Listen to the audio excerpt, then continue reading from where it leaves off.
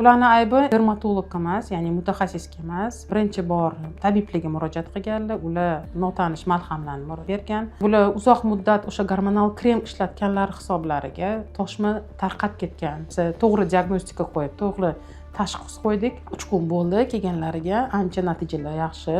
O'zlari ham esalar bo'ladi. 1,5 yil bo'lib qoldi. Shu kasal bilan o'ta ham qiynalib yurdim.